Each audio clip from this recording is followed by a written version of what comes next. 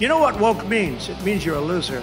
Everything woke turns to shit, okay? I can't seem to focus.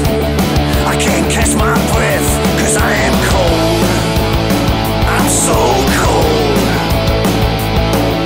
'Cause everything I do just turns to shit. And everything I touch just turns to shit.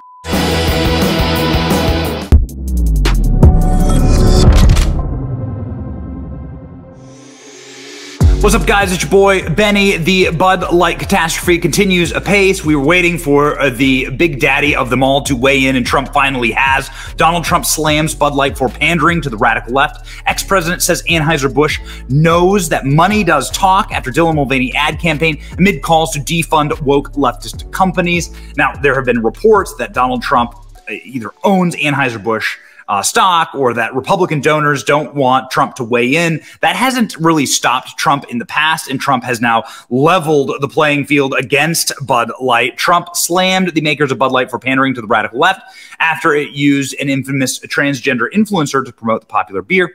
The former president derided the parent company, Anheuser-Busch, for hiring Dylan Mulvaney.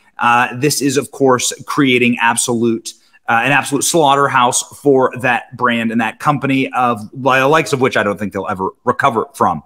So, writing on Truth Social, the real estate mogul praised a conservative author who recently called the ad campaign woke, clueless, incredibly dumb miscalculation. You can see the truth here.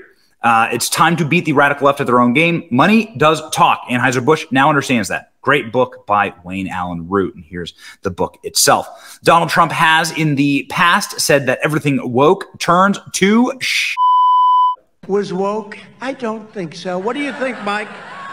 Mike, was he woke? I don't think so. I don't think he was too woke. He was the exact opposite. You know what woke means? It means you're a loser. Everything woke. Everything woke. It's true. Everything woke turns to shit, okay? I mean, he's not wrong. He's not wrong. And he's, of course, going after Anheuser-Busch. Now, the Anheuser-Busch company, the parent company of Bud Light, has now fired the ad agency, the third-party ad agency, it says, tied to the Dylan Mulvaney fiasco. Sources, but I'm not buying it. I got to tell you guys, I'm not buying it one little bit, because, again, how do you get Dylan Mulvaney's face on a can? How do you do that? This is hard stuff. But the reporting is now that the Dylan Mulvaney ad agency, the agency that hired Dylan Mulvaney, being called a third-party ad agency, has now been fired by Budweiser and Bud Light. The beer giant is staying tight-lipped about the marketing firm's identity. Isn't that interesting? Oh, well, that is exceedingly convenient for the ad campaign and the damage control. The company's global CEO, Michael Dowkris, said this week he came out swinging at misinformation being spread about the extent of Bud Light's relationship with the influencer. We need to clarify facts, that this was one camp, one influencer, one post, not a campaign. So they are now essentially telling the jittery distributors that they have cut ties with the ad agency, so this won't happen again. Anheuser-Busch has had to effectively pay people to keep using Bud Light. They are paying their distributors $500 a person to keep working for them. They're giving away free beer now, and we've shown you clips and footage of the beer being half price, essentially.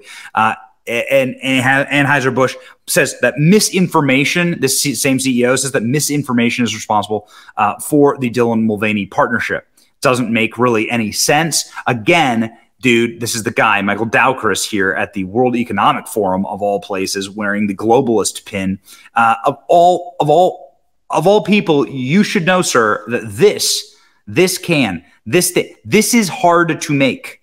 How do you make this? How is this a mistake? Somebody explain that to me. Somebody needs to explain right now how that happened. That's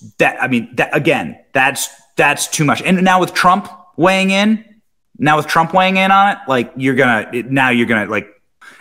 reap the whirlwind, as they say, right? You're not getting anything back from conservatives now that Trump has weighed in. Don Jr., made headlines by saying by calling off the boycott against Bud Light. And everyone was sort of waiting for his dad to join in. Don Jr. saying that the Bud Light boycott should not go forward. I don't think that clearly, based on the evidence, did not have a massive effect on people to stop boycotting Bud Light, because the Bud Light boycott continued apace, and now this has become the most successful boycott in the history of boycotts, with a nearly 30% drop in sales, and we're just getting started, ladies and gentlemen. So Bud Light can fire anyone they want, they can get rid of anyone they want, but as we have always and often stated on this show, you can get down on your knees and you can grovel and you can apologize and you can disavow radical gender ideology,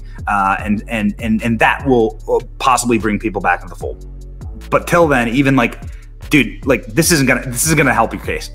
It's not gonna help that Trump has now finally slammed Bud Light and called for them to be defunded, which essentially means calling for Bud Light to go out of business. What do you think? Do you think Bud Light deserves to be out of business? Let me know in the comments. Like, share, and subscribe. It's your boy Benny.